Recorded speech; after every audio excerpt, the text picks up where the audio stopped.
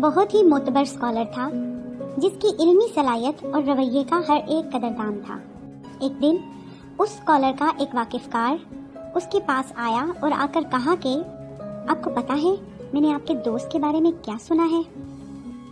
वो बात बताने ही वाला था कि स्कॉलर ने उससे पूछा, जरा ठहरिए, इससे पहले कि आप मेरे दोस्त के बारे में मुझे कुछ बताएं, आपकी बातों को इन 3 सवालात की कसौटी पर पूरा उतरना होगा। मैं इसे 3 सवालात की कसौटी कहता हूँ। वो शख्स हैरान होकर पूछता है कि 3 सवालात की ये कसौटी क्या है।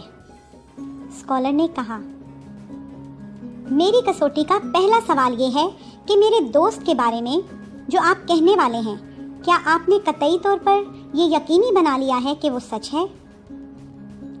उस शख्स ने कहा कि नहीं, मैंने तो किसी से सुना है। और स्कॉलर ने बात रोकते हुए कहा, कोई बात नहीं, मगर ये हकीकत है कि आप इस बात के मुतालिक ये नहीं जानते कि वो सही है या नहीं।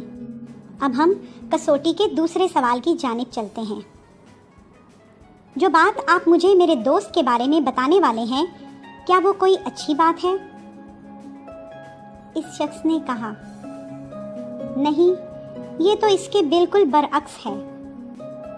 उस पर स्कॉलर ने कहा कि इसका मतलब ये है कि आप मुझे कोई ऐसी बात बताने वाले हैं जो मेरे दोस्त के लिए बुरी है और उसके सच्चा होने पर भी आपको यकीन नहीं है। अब आपको कसौटी के आखिरी सवाल से गुजरना होगा। इस सवाल का ताल्लुक अफादियत से है। जो बात आप मुझे बताने वाले हो, क्या वो मेरे लिए फायदामंद है? क्या वो मेरे दोस्त के लिए फायदामंद है, या कम अज कम उसमें कोई आपका फायदा है?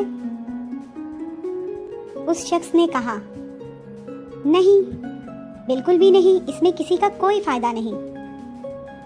इसका मतलब आप मुझे एक ऐसी बात बताना चाहते हैं जो ना तो सच्ची है, ना तो अच्छी है, और ना ही उसमें किसी का फायदा है।